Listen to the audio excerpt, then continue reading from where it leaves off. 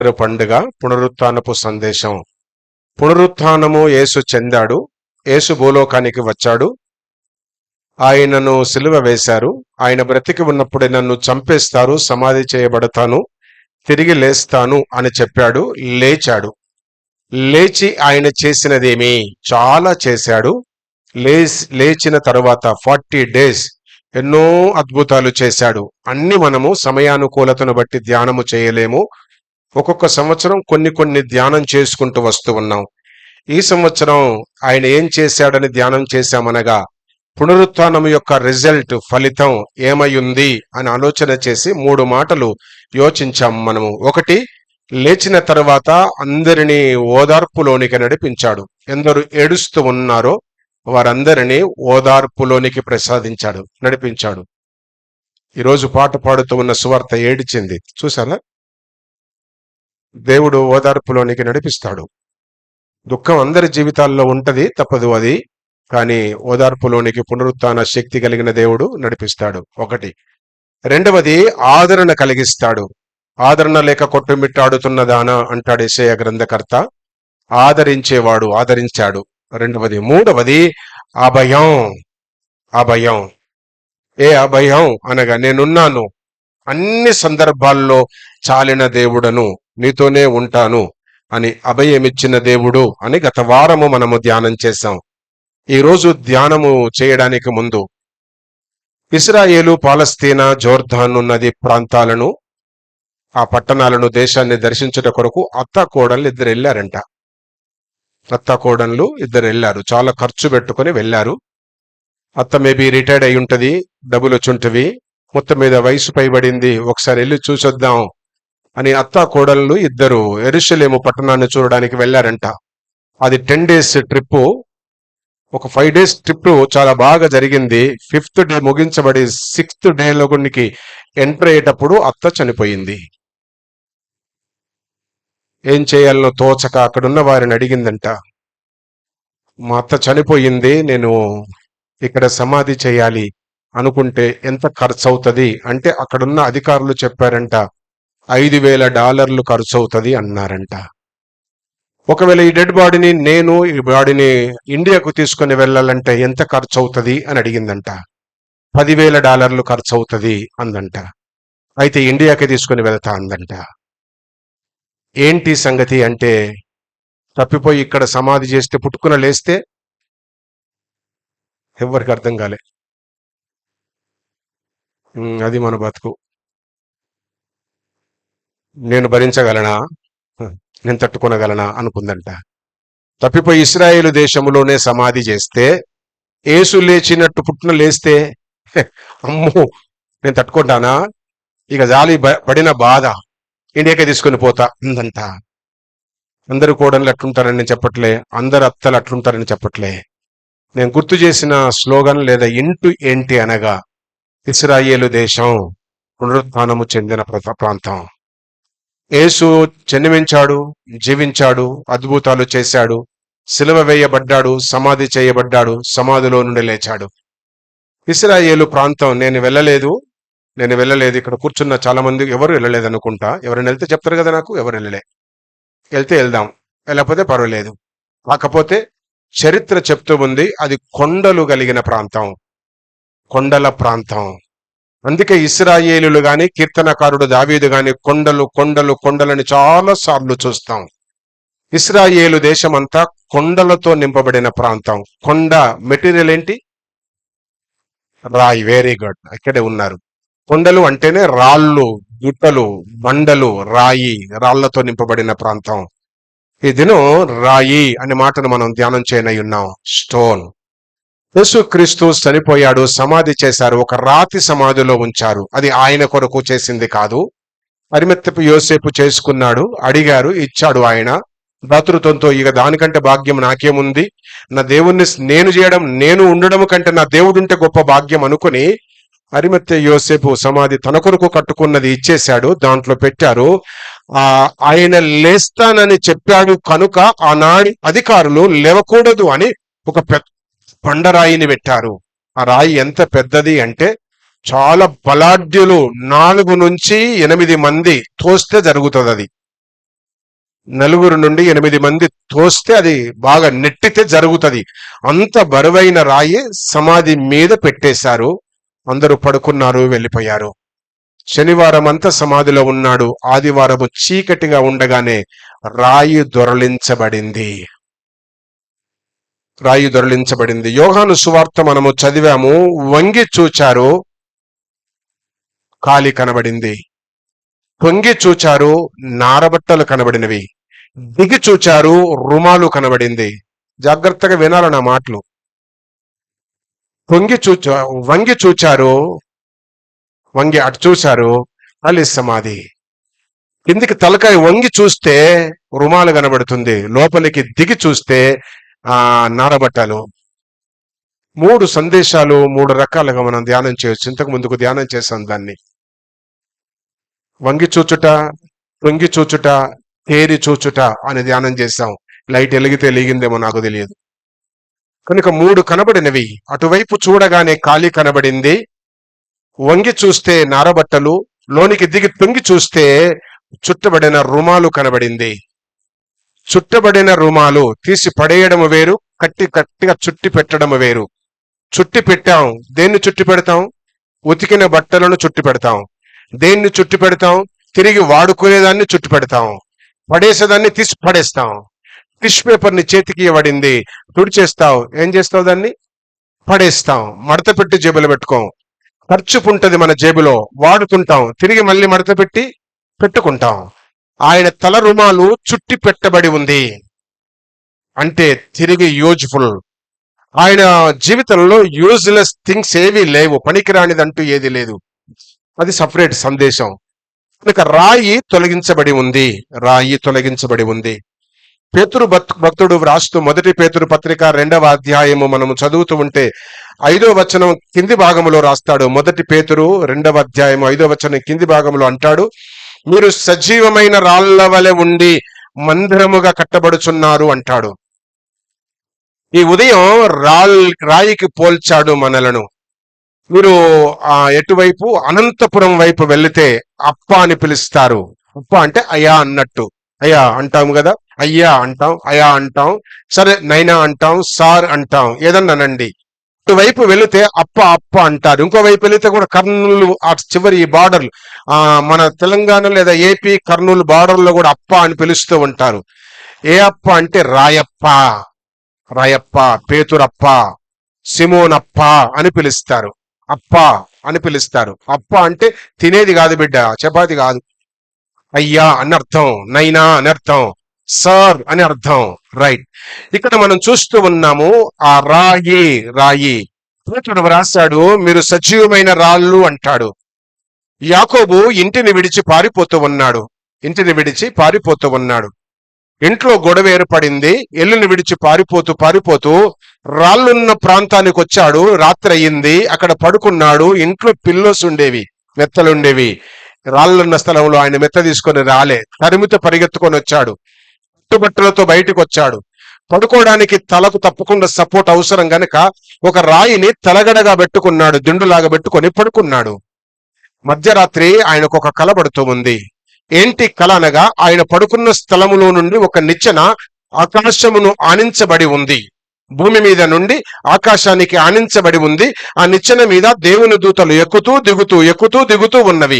రాత్రంతా దాన్ని చూచాడు. ఉదయం లేచాడు, అమ్మ బాబోయ్, పరలోకానికి వెళ్ళే ద్వారం ఇక్కడి నుండే కాబోలు, ఇక ఇది ఉండాల, గుర్తుండాల, నేను ఎప్పటికైనా మళ్ళొస్తా ఈ స్థలంలోనికి, వచ్చినప్పుడు సేమ్ ప్లేస్ గుర్తుండాలి అనుకుని ఉదయాన్నే లేచి ఆ రాయిని నాటి రాయి కొన మీద నూనె పోసి ప్రార్థన చేశాడంట.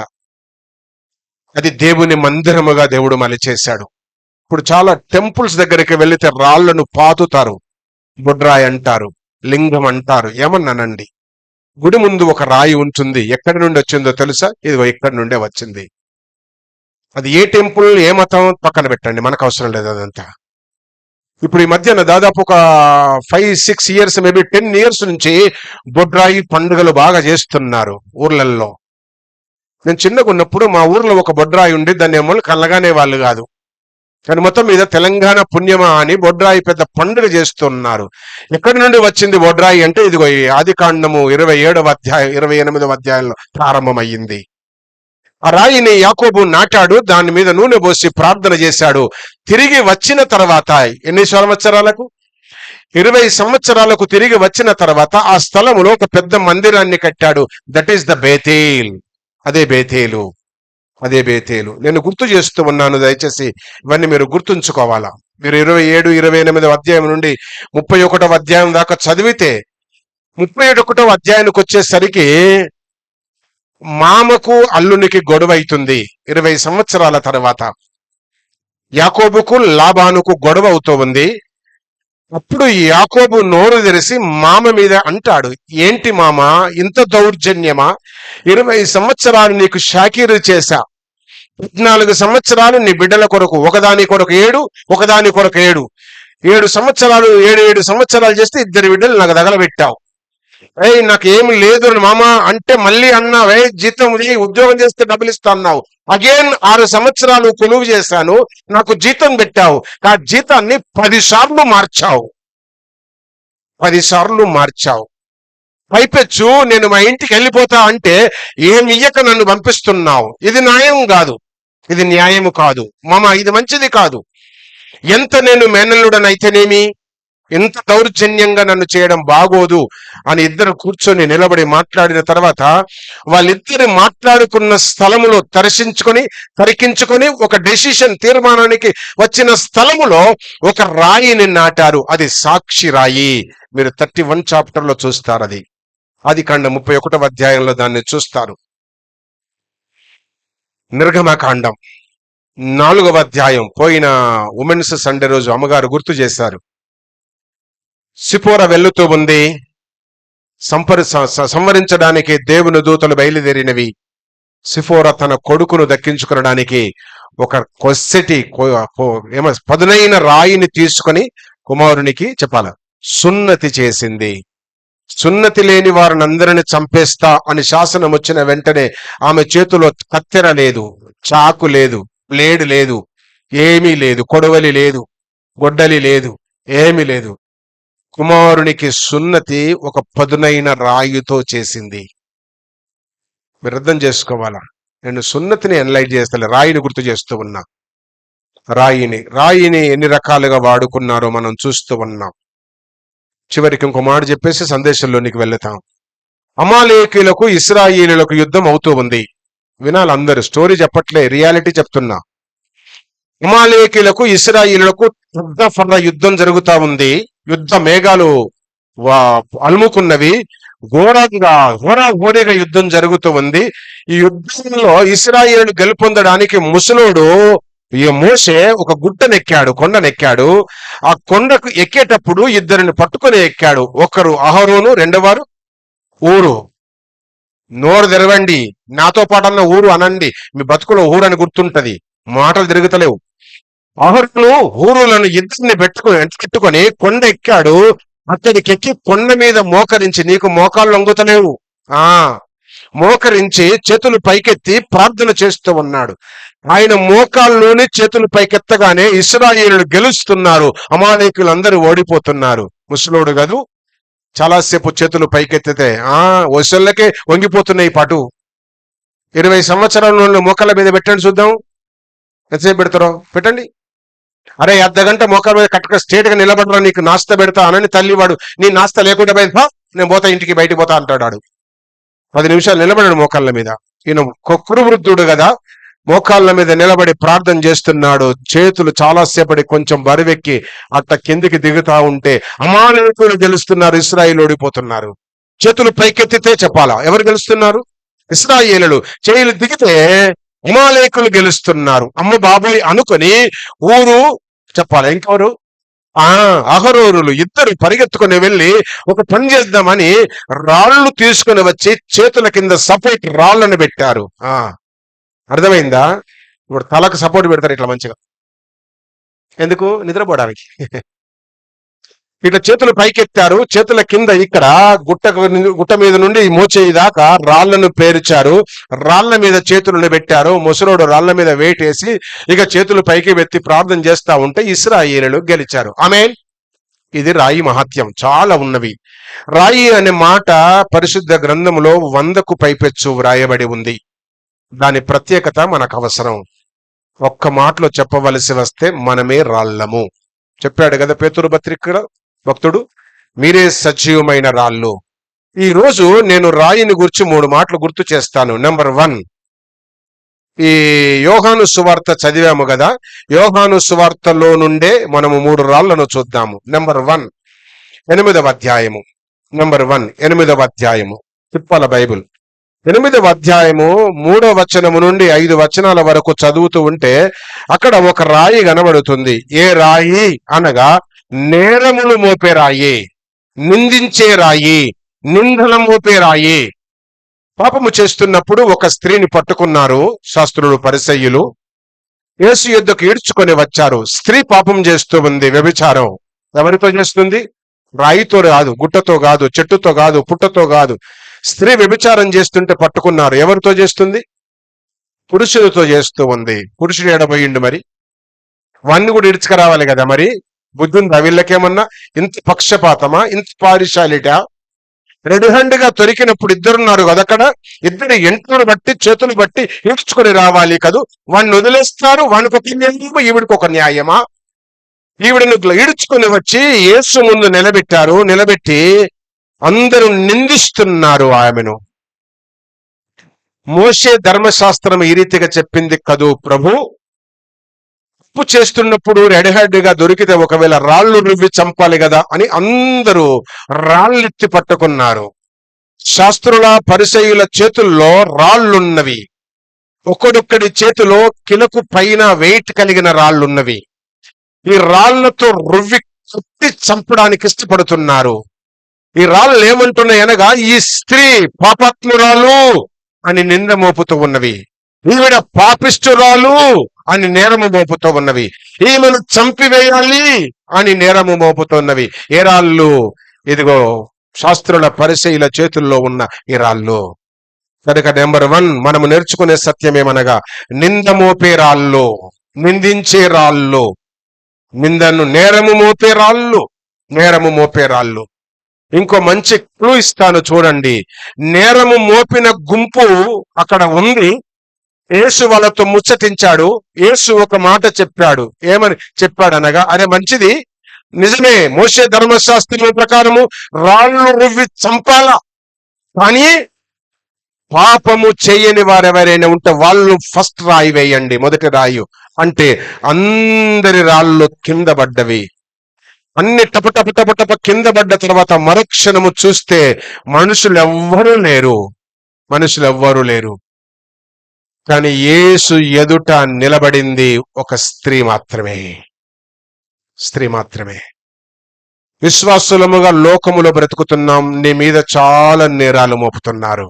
నీ భర్త మోపాడు, నీ భార్య మోపింది, నీ డాడీ మోపాడు, నీ మమ్మీ మోపింది, నీ అన్న మోపాడు, నీ తమ్ముడు మోపాడు, ఆఖరికి నీ సంఘము మోపింది, నీ కాపరి కూడా మోపాడు. కాకపోతే కండిషన్ ఏంటనగా, నువ్వు యేసు యొద్ద నిలబడాలి. నేరాలన్నీ పటాపంచలవుతవి. ఆమేన్. నేరము మోపేవారెవ్వరుండరు. నేరములను పట్టుకుని యేసు యొద్ద నిలబడితే నువ్వు నిలబడతావు. ఆమేన్. ఒకప్పుడు నువ్వు నేరస్తురాలవే, పాపం ఉండవచ్చు, పాపము చేయవచ్చు, నీ జీవితం అంతా చెప్పుకోదగినది కాకపోవచ్చు. నువ్వు నిలబడవలసింది యేసు ఎదుట, దేవుని ఎదుట, దేవునితో పాటు.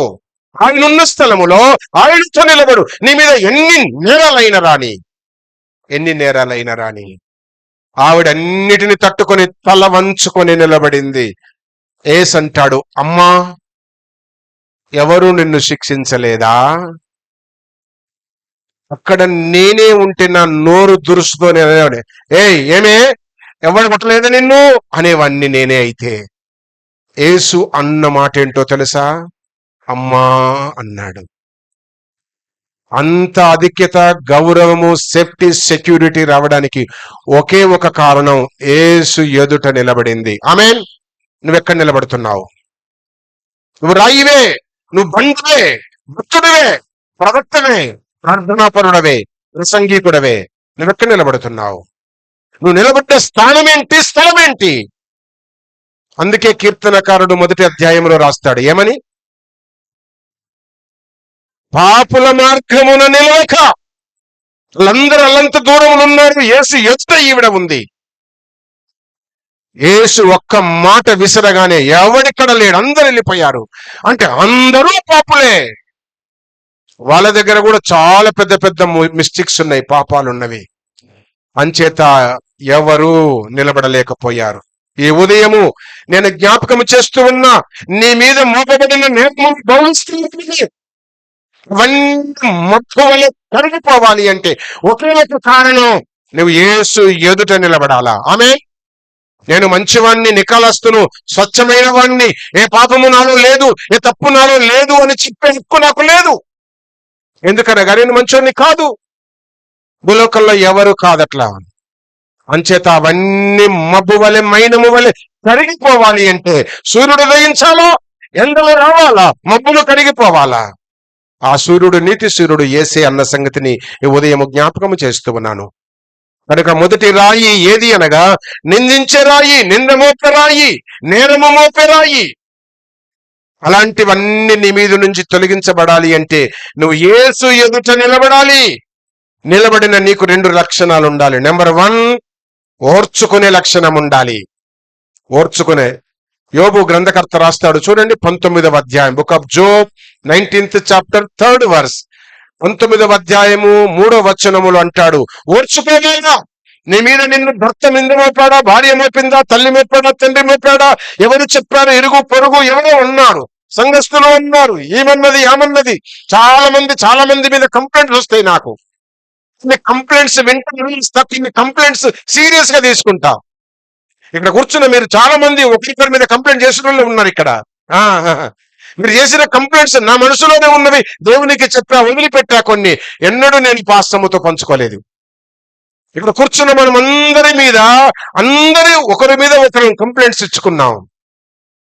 కానీ యోబు కూడా అంటున్నాడు, నా మీద మోపబడినేమో నేరములు భవిస్తారములు. చదువు తీస్తారా?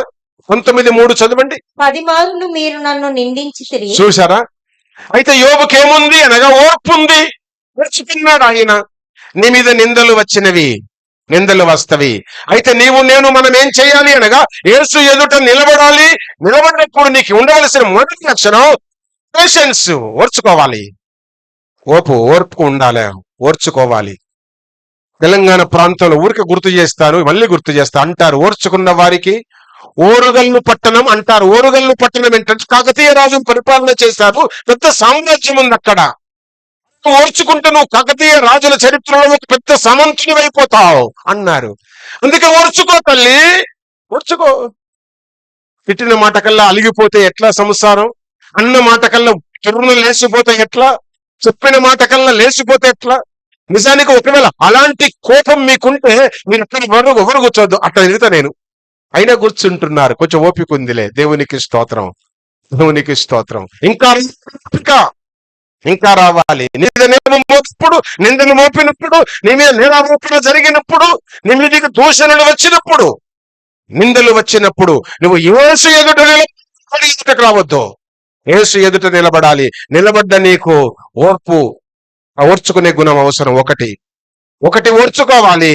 రెండవది ఏంటనగా మార్చుకోవాలి.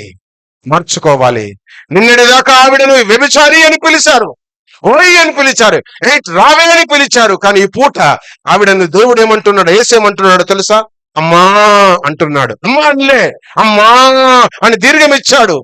ఎంత ఆప్యాయత, ఎంత ఆదరణ, ఎంత ఆ తల్లి కుమారుల అనుబంధం, సంబంధం. కారణం ఏమనగా ఆ తల్లి జీవితము మార్చుకోవడానికి ఇష్టపడింది.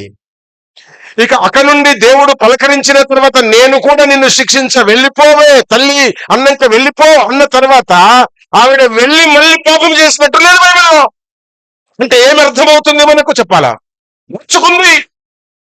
కొత్తగా వింటాం, ఇక్కడ విన్నప్పుడే బాగుంటది. ఇంటికి పోయిన మళ్ళీ ఎప్పుడు చెప్పేనుగులే, ఎక్కడి గుంగలు అక్కడలే, మళ్ళీ సేమ్ రిపీట్ అవుతది.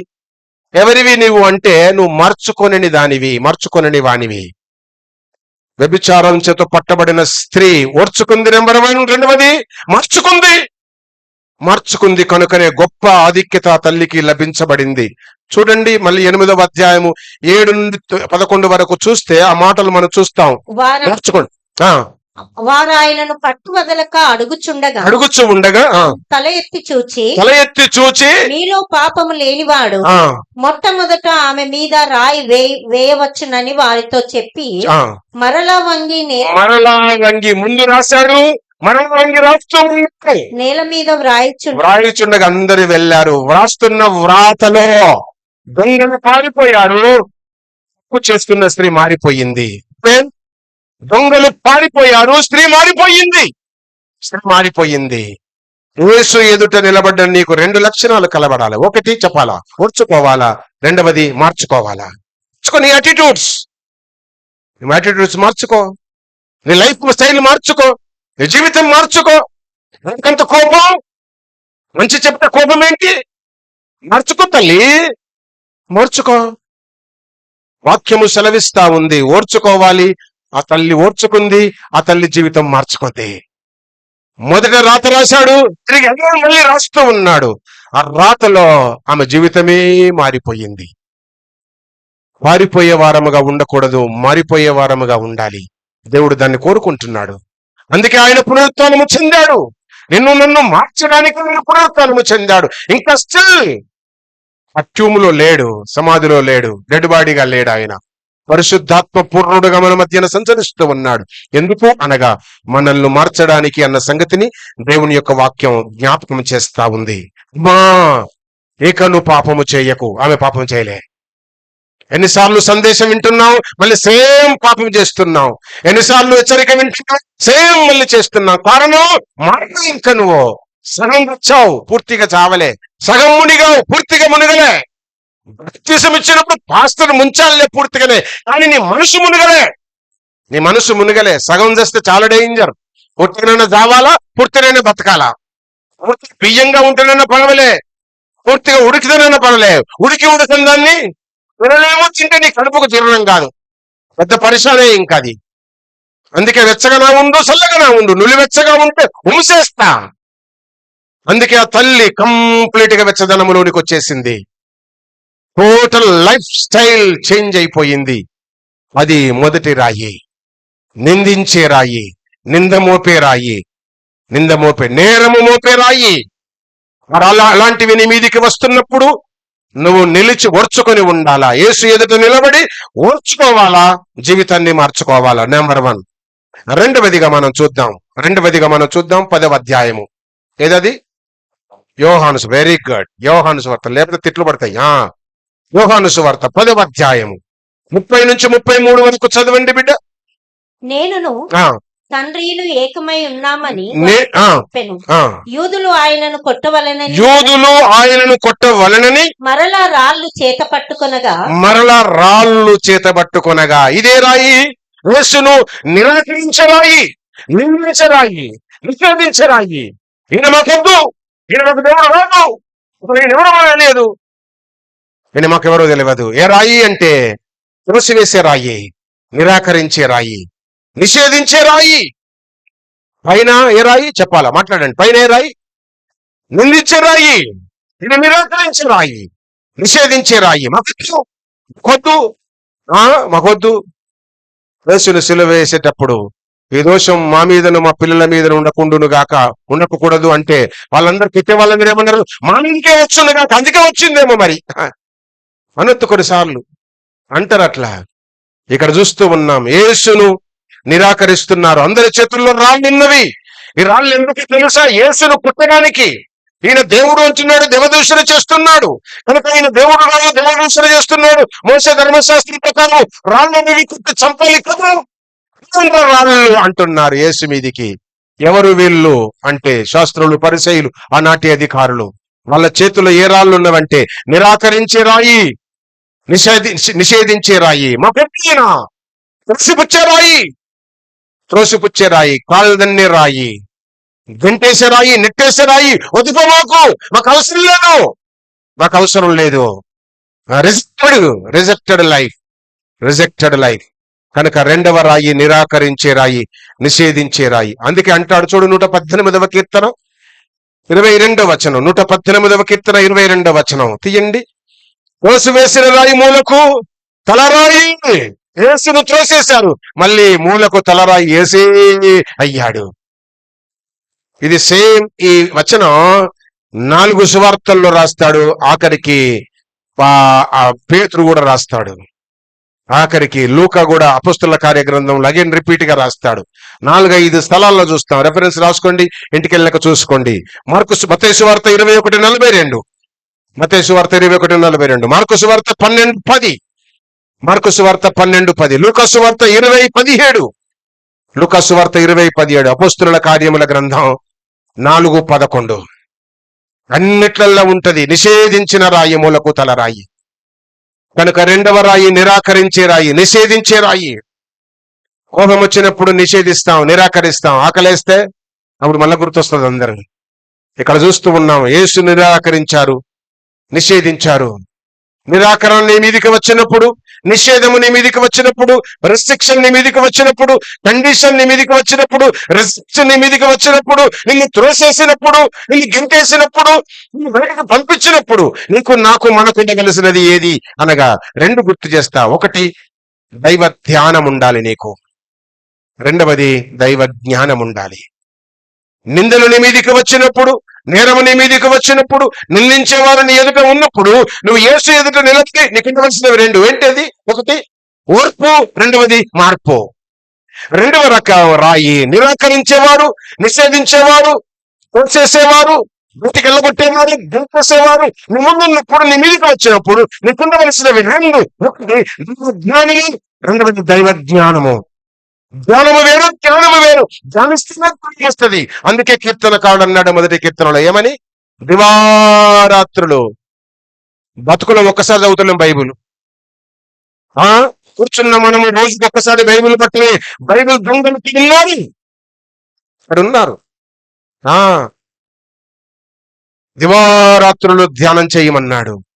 ధ్యానం చేస్తే జ్ఞానం వస్తుంది బిడ్డ, ధ్యానం చేస్తే జ్ఞానం వస్తుంది. తింటే వస్తుంది, ధ్యానిస్తే వస్తుంది. ఆదివారానికి ఆదివారం అంతే. ఇక బైబిల్ ఇంకా భద్రంగా జిబ్బు పెట్టి సెల్ఫీ పెడితే మళ్ళీ ఆదివారం పొద్దున గొలుపు తీసుకొని వస్తాం. వారానికి ఎన్ని రోజులు చెప్పండి బిడ్డ? 7 days. 7 days, డేకు 3 పూటలు తింటున్నాం. 7 into 3 ఎన్ని? లెక్క పెట్టుకోండి. అన్ని సార్లు మెక్కాం, ఒక్కసారి బైబిల్ చదవలే. ఇంకా ఏమని తిట్టాలి, ఏ భాష వాడాలి? చాలా సార్లు చెప్పాను, నీ బిడ్డ బైబిల్ చదవకపోతే బొమ్మ పెట్టొద్దన్నా. పెడతలేవు. అమ్మో పెడుకో, అమ్మో బిడ్డో తింటావు, ఇంక మొత్తం పెడతాడు. నువ్వు బాగా పెట్టుబడ్డాడు, నీకు పెట్టాడు. ఎందుకో తెలుసా? బైబిల్ లేదు గనక, జ్ఞానము లేదు గనక, జ్ఞానము లేదు గనక. పెంచి పెంచి పెంచి పోషించి కోట్ల ప్రాపర్టీ ఇచ్చినోడు ఒకరినొకరు బయట గంటేస్తున్నారు. పేరెంట్స్ ను బయట గంటేస్తున్నారు. కోట్ల ప్రాపర్టీ తీసుకొని లేచి లేవక ఎవరినో ఒలుపు తీసుకుని పోయి కోట్ల కేసు పెడితే పోలీసు ఇచ్చిన కంప్లైంట్ ఇస్తే ముక్కు వసూలు చేస్తున్నారు. ఇప్పుడు మంచిగా వచ్చింది. తోక ఆడిస్తే కట్టు కట్టు, ఏలు కట్టు, ఏలు కట్టు, అన్ని కట్టు. వాక్యం సెలవిస్తా ఉంది, ఇక్కడ వాక్యం సెలవిస్తా ఉంది. అంచేత మనము ధ్యానం చేయాలా, బైబిల్ చదవాలా, రోజు చదవాలా, చదివిన దాన్ని మెమరైజ్ చేయాలా, దాన్నే ధ్యానం. చదువుడు ధ్యానం, మెమరైజ్ చేయడం జ్ఞానం. దానివల్ల వచ్చేది జ్ఞానం, పాండిత్యం. జ్ఞానాన్ని ఎవడు దొంగిలించడు. జ్ఞానం ఎంత ధ్యానం చేస్తుంటే అంత ఇంప్రూవ్మెంట్ అవుతుంది, షార్ప్ గా తయారవుతాం. ప్రవీణ్ ప్రగడాల గారు ఎందుకంటే నాలెడ్జి చాలా బుక్స్ చదివాడు, బాగా నిన్ను పడుకున్నాం మనం. ఆయన బాగా చదివాడు. అందుకే మనకేం తెలియదు, ఆయనకు అంతా తెలుసు. ప్రపంచ ప్రఖ్యాతిలో లిస్టులోనికి వచ్చేసాడు ఆయన. ధన్యజీవి, దేవునికి స్తోత్రం. ఆయనను కనిన తల్లిదండ్రులకు వందనాలు. వాక్యం సెలవిస్తా ఉంది, తల్లి ఎంత జాగ్రత్తతో పెంచిందో తెలుసా? కుమారుణ్ణి 40 ఇయర్స్కే 120 years లో చేసే సేవ చేశాడు ఆయన. పనికిమాలిలోని నేనున్న పాటు దరిద్రుణ్ణి, దాంట్లో ఇంత చేయలేకపోతున్నా. వాక్యం సెలవిస్తా ఉంది ఇక్కడ. ధ్యానం అవసరం, జ్ఞానం అవసరం. నీకే ధ్యానం ఉంది, ఏ జ్ఞానం ఉంది? తగిన జ్ఞానము మనకు రాగలిగితే మంచిది అన్న సంగతిని వాక్యం సెలవిస్తా ఉంది. 2-3 రెఫరెన్స్ చూపిస్తాను. 27వ కీర్తన తీయండి. 27వ కీర్తనలో భక్తుడు అంటాడు, 4వ వచనం. 119వ కీర్తన ఓపెన్ చేసి పెట్టండి. 27వ కీర్తన 4వ వచనం, 119, 48వ వచనం ఒకరు చదవండి. 27 4వ వచనం. ఒక వరం అడిగి తిని యెహోవా యొక్క వరం అడుగుచుని నేను వెదుకుచున్నాను. చూసారా, దాన్ని నేను వెతుకుతూ ఉన్నాను. దివారాత్రులు దాన్ని కావాలని వెతుకుతూ ఉన్నా, ప్రార్థన చేస్తూ ఉన్నా. సర్చ్ ఫోన్ పట్టుకుంటే సర్చ్ చేస్తున్నావు. ఎవరి కొరకు? పలాని మెసేజ్ వచ్చిందా, పలాని అడ్రస్ నుంచి, పలాని నేమ్ నుండి, పలాని నెంబర్ నుండి వచ్చిందా, సెర్చ్ చేస్తున్నావు. బైబిల్ ఎందుకు సెర్చ్ చేయవు భక్తుడా? భక్తి లేదు, బరిదిగాము. వాక్యము సెలవిస్తా ఉంది. నిరాకరణ నీ మీదికి వచ్చినప్పుడు, నిందించేవారు, దూషించేవారు, దోషం చేసేవారు నీ మీదికి వచ్చినప్పుడు భక్తుడా నీవు ధ్యానములో ఉండాలి. 119, 148 చెప్పితే అప్పుడే అర్ధగంట కింద చెప్పండి. నన్ను తీయమంటారా? నీవిచ్చిన వాక్యమును నీవిచ్చిన వాక్యమును నేను ధ్యానించుటకై. చూసారా, ధ్యానించుటకై. పని లేదు, ఆయన చాలా బిజీ బడ్డీ, ఆయన బిజీ షెడ్యూల్ ఉంది ఆయనకు. రాజు ఆయన, కోట్లాది మందిని, లక్షలాది మందిని పరిపాలన చేయాల, ఎంతో బిజీ షెడ్యూల్ ఉంది ఆయనకు. వాక్యము అనేసరికి ధ్యానం చేయడం మాత్రం వెనకంజ వేసేవాడు కాదు. దినమునకు 7 మార్లు ప్రార్థన చేసేవాడు, 3 మార్లు వాక్యం ధ్యానించేవాడు. ఎంత సంతోషము, ఎంత ఆనందము. ఆయన జీవితమే పావనము. కారణం ఆయన ధ్యానములో ఉన్నాడు. ఇక జ్ఞానం విషయానికి వచ్చేద్దాం. చూడండి, మొదటి రాజుల గ్రంథం 3వ అధ్యాయము. 28వ వచనాన్ని మనం చూస్తే, జ్ఞానం ఆయనకున్న జ్ఞానం ఎవరికి లేదు. దేవుడు దర్శనమిచ్చాడు. ప్రార్థన చేస్తూ ఉండగా దేవుడికి వచ్చి, భక్త ఏం కావాలి నీకు, కనుకో ఇస్తా. హైదరాబాద్ కావాలన్నా, ఆంధ్రప్రదేశ్ కావాలన్నా, తెలంగాణ కావాలన్నా, టోటల్ ఈ కంట్రీ కావాలన్నా చెప్పు. ఆయన అన్నాడు, ప్రభు నాకు జ్ఞానం ఒక్కటి చాలు. జ్ఞానం ఒక్కటి నువ్వు చాలా తెలివితో అడిగావు నైనా. జ్ఞానముతో పాటు నీకు ఆస్తి కూడా ఇచ్చేస్తా. అది మన పనికి మాలిన ముఖాలు అడుగుతాయి, నోర్లు అడుగుతాయి. ముందు దండమయ్యి, ముందు ఇప్పుడు కట్టుకుంటా, ఇల్లు లేదు ఇల్లు కట్టుకుంటా, ఆ బండి లేదు బండి కొట్టుకుంటా, తెలివేసేదాన్ని ఇప్పుడు ₹1,00,000 బంగారం. అది మన బాధ, అది మన ప్రార్థన. భక్తుని ప్రార్థన, జ్ఞానము కావాలి నాకు. జ్ఞానం వస్తే జ్ఞానం ప్రకారం అన్ని వచ్చేస్తాయి. 1984వ సంవత్సరం ఒక చిన్నదాన్ని పట్టుకొని షాప్కి వెళ్ళా. ఎక్కడ షాపుకు? లాలపేటలో ఒక షాప్కి వెళ్ళా. చిన్నదాన్ని పట్టుకొని, సేవకుని కూతురు అది ఇప్పుడు పాస్టర్ అయ్యింది పటు. దాన్ని పట్టుకొని షాప్కి వెళ్ళా. ఇది కావాలి అంది. దాన్ని పట్టుమంటే 3.5 సంవత్సరాలు ఏజ్. ఇది కావాలంటే అది కొనిచ్చా. పోదామంటే అది కావాలంది, అది కొనిచ్చా. ఇంకోటి కావాలంది, 3 కొనిచ్చా. ఇక బాగలేదు, నడు పోదాందా, రాదంటది. ఏం కావాలంటే ఈ షాపే కావాలి నాకు అందది. చూసావా, కావాలంటే అడ్రస్ ఇస్తా, నిజాంపేటలో ఉంది, పెద్ద సేవకుని భార్య అయింది అది. నేనే పెంచాదాన్ని, పెద్ద సేవకుని కూతురు. షాపే కావాలంది. షాపే అయితే చెప్పండి వస్తువులన్నీ. అది జ్ఞానం మనదైతే భాగ్యమంతా మనదే, పరలోకమంతా మనదే. అంచేత ముందు ధనాన్ని అడగొద్దు, జ్ఞానాన్ని అడగాల. అది సొలొమోను చేసిన పని. కనుక 2వ రాయి నిరాకరించే రాయి, నిషేధించే రాయి. అయితే మనకేముండాలా? దైవ ధ్యానం ఉండాలా, దైవ జ్ఞానం ఉండాలా. మనం వాటన్నిటి తట్టుకొని దేవుని ఎదుట నిలబడతాం. 2వ రాయి. 3వ రాయిని చూపించేసి ముగించేస్తా. 3వ రాయి నిలిచే రాయి. 1 నిందించే రాయి, 2వది నిరాకరించే రాయి, 3వది నిలిచే రాయి. యోహాను సువార్త 2వ అధ్యాయము. ఒక రాయిలు గుర్తు రావాలి. గుర్తొచ్చిందా? చెప్తారా ఎవరైనా రాయి పేరు? రెండవ అధ్యాయంలో రాతి బాణలు. నువ్వు చెప్తావులే, నువ్వు చెప్తావు. తెల్లారు లేస్తే తిరుగుతూనే ఉంటావు పుస్తకాలలో, పురుగు కాదు. కూర మారుతుంటే కూడా బైబిల్ ముందట ఉంటుంది, భర్త పిలుస్తుంటే కూడా బైబిల్ దగ్గర కూర్చుంటది. ఇక రోజు మేమిద్దరం పోట్లాడేది ఎక్కడో తెలుసా? ఇక చదివేది బాగా చాలే, పెట్టేయమ్మరా. మేము బండెక్కి హారను కొడతా ఉంటే బైబిల్ పట్టుకొని కూర్చుంటది. ఇగో అది ఆమెకు నాకున్న పోరాటం.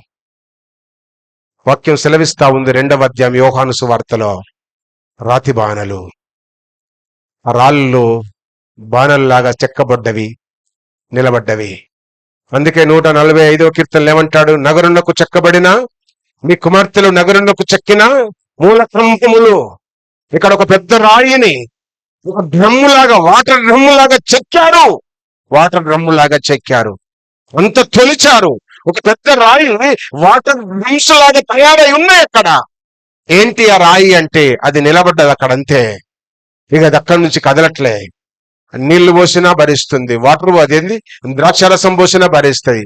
ఇంకా దాంట్లో చేదు పోసినా, తీపి పోసినా, ఇంకోటి పోసినా, ఏది పోసినా, ఓయ్ నా దాంట్లో ఇవేం పోసావు, ఇవ్వకూడదు అనట్లే. అది కదలకుండా మెదలకుండా మారు మాట పలకకుండా అక్కడనే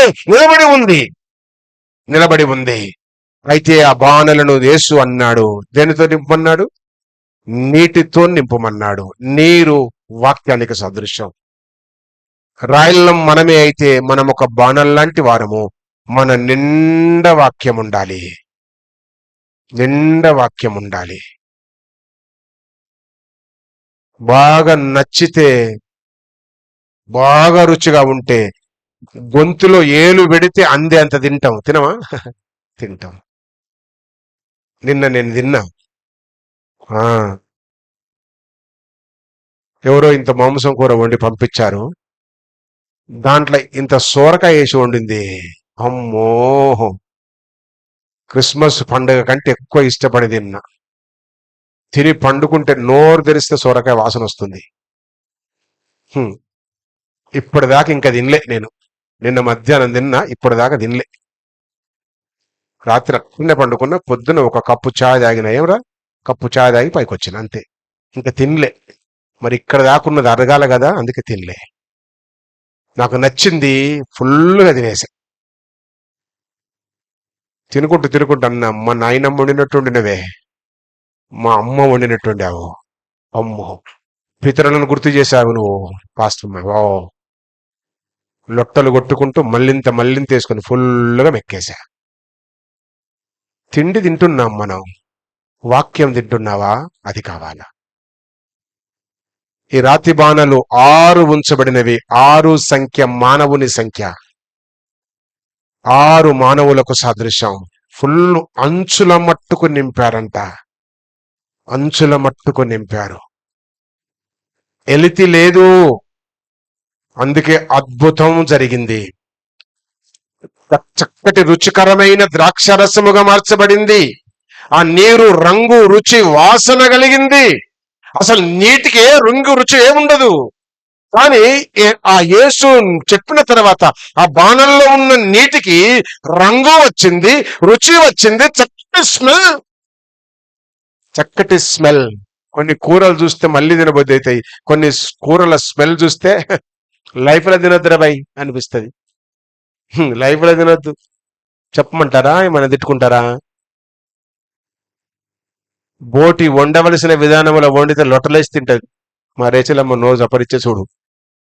కొంగూరేసి వండితే అమ్మో, అదే బోటిని సరిగా శుభ్రం చేయకుండా లైఫ్ లో తినవు. మళ్ళీగా ఆ వాసన చూసినావో లైఫ్ లో తినము. అది నేను గుర్తు చేస్తూ ఉన్నా, వాక్యం సెలవిస్తా ఉంది. రాతి బాణంలో ఉన్న నీళ్లు రుచి మారిపోయింది, స్మెల్, కలర్, బ్యూటిఫుల్ కలర్. కొన్ని కలర్లు చూస్తే చూడబుద్ధి అవుతుంది, అంత చక్కటి కలర్ వచ్చేసింది, చక్కటి స్మెల్, చక్కటి టేస్ట్.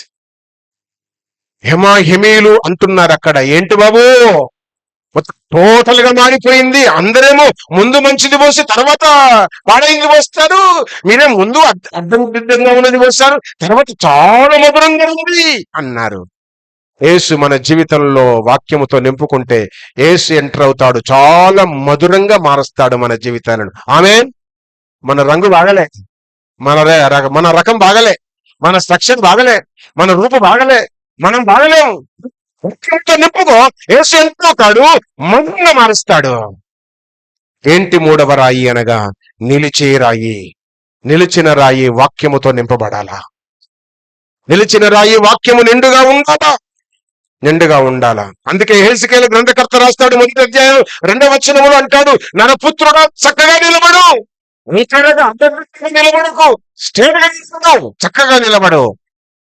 బ్యాక్ బోన్ సరిగా లేదా, వంగి వంగిపోయావు, చక్కగా నిలబడు, స్ట్రేట్ గా నిలబడు, స్ట్రైట్ గా నిలబడు. సిట్ రైట్, సిట్ స్టాండ్ అంటారు కదా, కరెక్ట్ గా నిలబడేదాన్ని స్టాండ్ అంటే ఏంటది, అదేమంటే అటెన్షన్.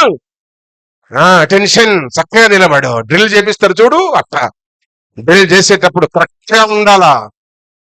డ్రిల్ పోలీసు వాళ్ళు చేస్తున్నప్పుడు, పోలీస్ డ్యూటీలో డ్రిల్ అదే మిలిటరీ చేస్తున్నప్పుడు అందరూ చేయి ట్రూపుతా ఉంటారు కదా, అందరూ చేయి ట్రూపినప్పుడు పిస్తోతో కొడతారంట అంతే. ఈ చేతి కిందకి రాయిపోవాలా. ఎట్లా ఒక్క లైన్ కాదు, 10 లైన్లు నిలబడతారు ఇట్లా అందరూ వరుసగా. 10 లైన్లు ఒకేసారి ఇట్లా రాయి అని అంటే చేయి పైకి లేస్తే ఇక్కడ వరకు 10 లైన్లకే బయటకు వెళ్ళాలి. అదే లేస్తే గోలి, ఒక్క చేయి చదువుల కిందికి వచ్చింది అనుకో షూట్ అవుతుంది, అయిపోయాయి. అంత క్షణం లోపల అట్ట అంతే ఒకేసారి 10 లైన్లు కూడా ఒకే లైన్ లా కనబడాలా. లక్షల మంది కూడా యేసు వలనే కనబడాలా. ఆమేన్. భూలోకంలో మన రూపాలు రంగులు వేరు, ఎత్తులు పొడుగులు వేరు. యేసు లోనికి వచ్చిన తర్వాత అలా రెక్కలు అంతం ఒకటైపోవాలా. అందుకే వాక్యము సెలవిస్తా ఉంది ఇక్కడ, అన్నిటిని తట్టుకొని నిలబడాలా. ఈరోజు కోడలు రేపు అత్తమవుతావమ్మా, నిలబడు. ఈరోజు బిడ్డ నువ్వు రేపు డాడీ అవుతావు, నిలబడు.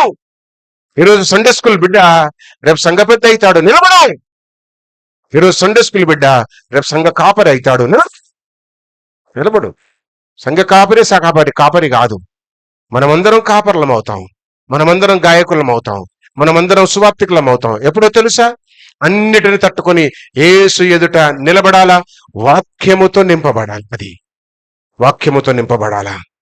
నిలబడిన ఇద్దరి జీవితంలో నిలబడ్డ మనకేముండాలి? 2 లక్షణాలు చూపిస్తా. మొదటి 2 లక్షణాలు ఏమనుకున్నాం? ఓర్చుకోవాలి, మార్చుకోవాలి. రెండవ 2 లక్షణాలు ఏమనుకున్నాం? ధ్యానం ఉంచాలి, జ్ఞానంతో నిండాలి. మూడవది ఏమనుకుంటున్నాం? మూడవ రెండు చూపిస్తాను చూడండి. మత్తయి సువార్త 14వ అధ్యాయం 29 నుంచి 32 వచనాలు చదువు. మత్తయి సువార్త 14:29. పేతురు, ప్రభువా నీవే అయితే నీళ్ళ మీద నడిచి నీ వద్దకు వచ్చుటకు నాకు సెలవిమ్ము అన్నాడు. సెలవిచ్చేశాడు.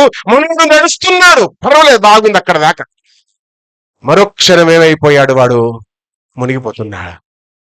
ఏంటి కారణం అంటే వంగాడు. పేతురు వంగి కిందికి చూశాడు. నేను నీళ్ళ మీద నడుస్తున్నానా? నా కాళ్ళ కింద నీళ్లున్నాయా? అమ్మో, పాట వస్తే దారు, అబ్బో ఆగయ్య నీ కాళ్ళు.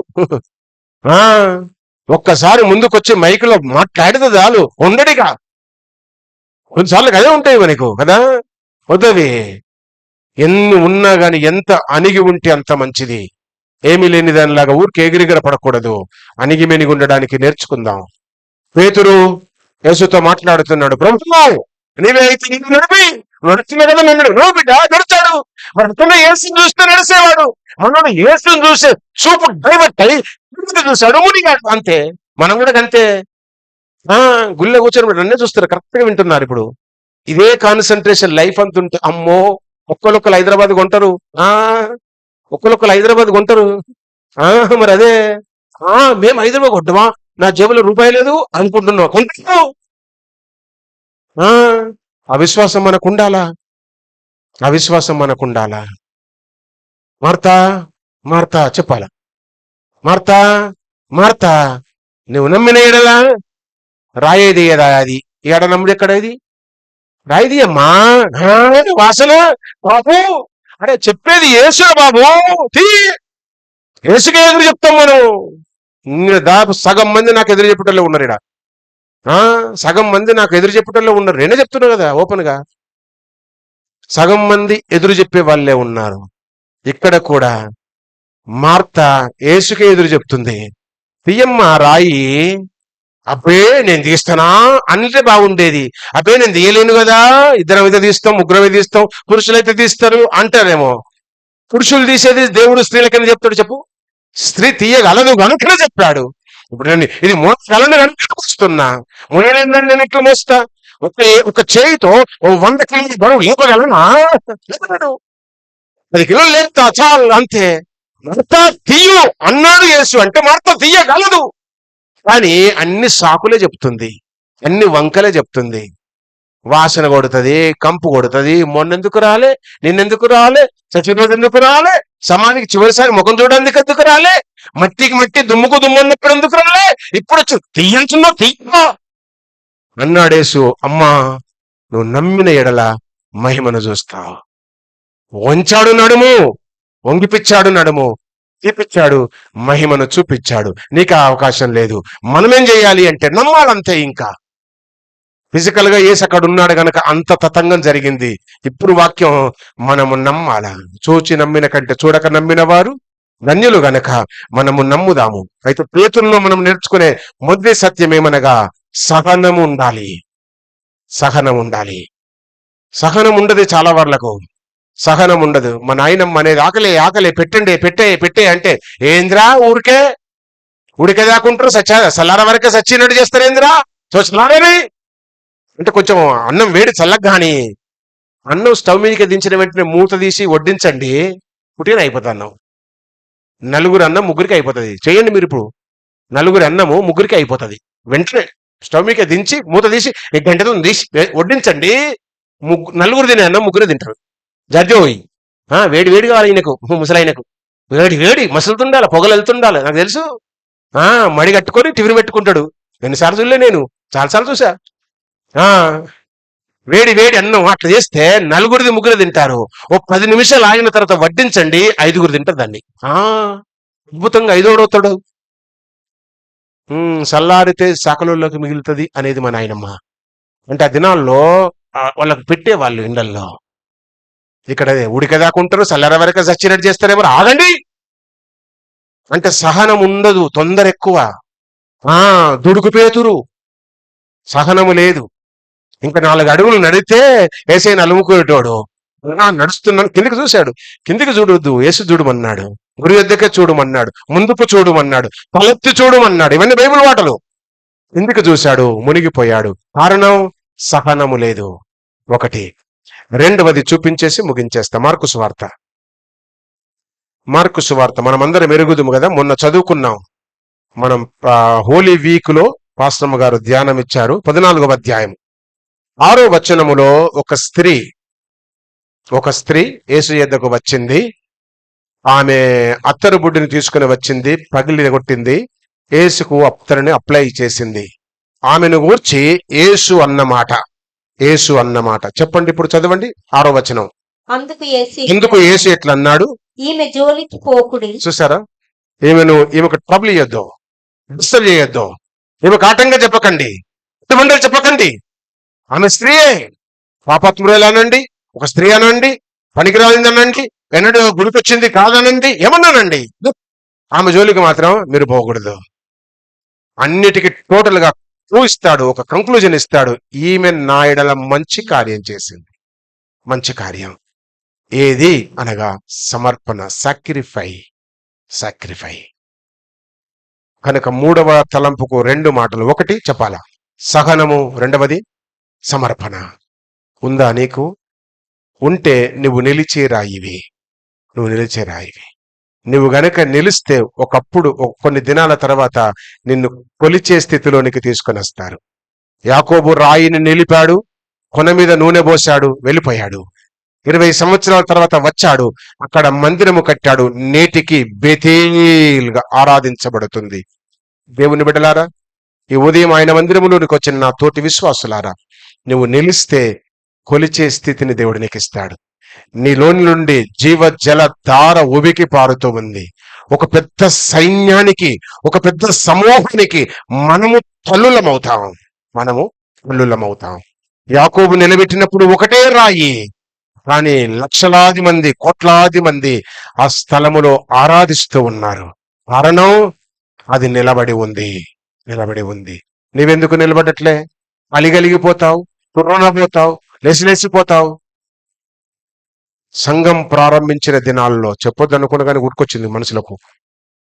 చాలా మందికి ఎట్టి షాకిరి చేశా, అనవసరంగా వెళ్ళిపోయారు. కొందరు కారణంగా వెళ్ళిపోయారు. కారణం చెప్పండి బిడ్డ, నేను మార్చుకుంటాను చెప్పకుండా పోయారు, బికారులు అయ్యారు. వాళ్ళు బికారులు అయినందుకు నాకు సంతోషం అస్సలు లేదు. ఇప్పటికి రోజు ప్రార్థన చేస్తున్న వాళ్ళకు.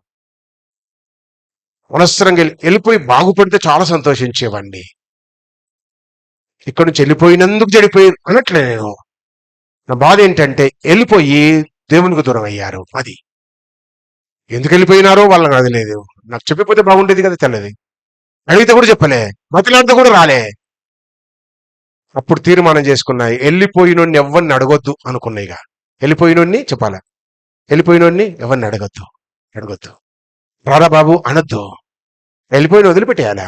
దిమ్మ తిరిగినాక, తిక్క తిరిగినాక వాడే వస్తాడు తప్పిపోయిన కొడుకులాగా. వాడి కొరకు ఎదుర్కొన్నావు. తప్పిపోయిన కొడుకు కుడతారు కదా, అట్లా వస్తున్నాడంటే ఎదురు ఉరుకుతా, రెడ్ కార్పెట్ వేస్తా, మెకకు వస్తా, డిన్నర్ పెడతాను. పోతే చప్పట్లు కొట్టి పంపిస్తా. ఎవరమేంటో పోతే చప్పట్లు కొట్టి పంపిస్తా. పోయి తిరిగి వస్తే టెంట్ వేసి ఫంక్షన్ చేస్తా. అది వాక్యం. అది వాక్యం. ఇక్కడ అంటుంది, ఈ రాయి, ఈ బాణ నిలబడింది. అందరూ నిలబడ్డది గనక, నిలిచినది గనక కొలిచే స్థితిని దేవుడిచ్చాడు. ఆ రాతి బాణలు నేటికి ఇశ్రాయేల్ దేశంలో 6 అట్లున్నాయంట. అక్కడ నాకు వెళ్ళిన వారు చెప్తున్నారు అక్కడున్నాయి. అదే స్థితి నీకు నాకు పరలోకములో దేవుడు ఇవ్వాలి అంటే నిందలను భరించాలా, నిరాకరణను భరించాలా, దేవుని సన్నిధిలో నిలిచిపోవాలా.